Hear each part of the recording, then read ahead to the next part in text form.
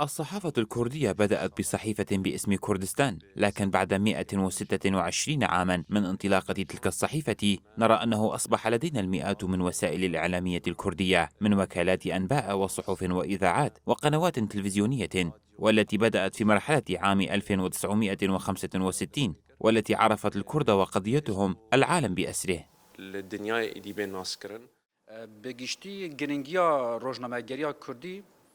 بشكل عام للصحافة الكردية أهمية كبيرة لتأثيرها الكبير، وخصوصا في ظل الظروف الراهنة التي تمر فيها المنطقة بمرحلة حساسة. يجب أن يتم التعريف بالمجتمع الكردي وأن يشاركوا رسالتهم مع العالم أجمع.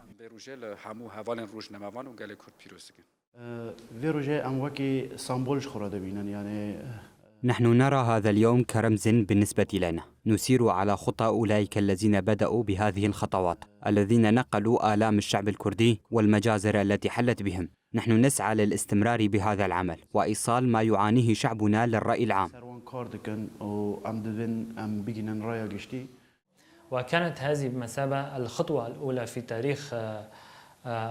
تاريخ الصحافة الكردية الحديثة، وخطوة تاريخية للشعب الكردي، فأصبحت البوابة التي فتحت الطريق أمام العديد من الصحف والمجلات للظهور في عموم أرجاء كردستان وفي مختلف المجالات، كما افتتحت أول فضائية كردية باسم ماد تي في عام 1995.